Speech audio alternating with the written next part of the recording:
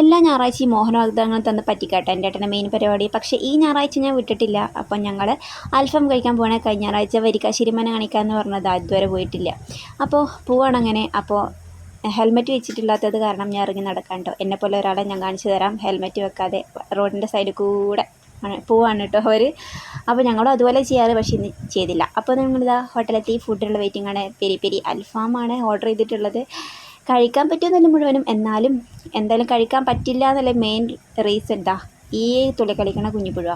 എന്തായാലും ഇവളെ തന്നെ നേരം കഴിക്കാൻ വിടില്ല, എന്നാലും എന്തും നമ്മൾ ടേസ്റ്റ് ചെയ്യണമല്ലോ, അങ്ങനെ വിചാരിച്ച് പോയതാണ്. അപ്പോൾ ഇതാ സംഭവങ്ങളൊക്കെ വന്ന് തുടങ്ങി. അങ്ങനെ അൽഫാം വന്നു കേട്ടോ. ഇതാ കാണുമ്പോൾ ഭയങ്കര കൊതിയായി. മുഴുവൻ കഴിക്കാൻ പറ്റും, പരമാവധി പറ്റുന്നത്ര കഴിക്കുന്നൊക്കെ ഞാൻ വിചാരിച്ചു. പക്ഷേ റൈസ് ഒരുപാട് ബാക്കിയുണ്ട് കേട്ടോ. നമ്മൾ പോകുമ്പോൾ ആൾക്കാർ കുറവാണെങ്കിലും നമ്മൾ തിരിച്ചു വരുമ്പോൾ നിറയെ ആൾക്കാരുണ്ട് കേട്ടോ. നമ്മളാകുമ്പോൾ ഒരു കാറും ഞങ്ങളുടെ ബൈക്കും മാത്രമേ ഉണ്ടായിരുന്നു. ഇതാ തിരിച്ചു വരുമ്പോൾ അൽക്കുലത്ത് അവസാനം കിടന്നുറങ്ങി കേട്ടോ. അപ്പോൾ ബൈ.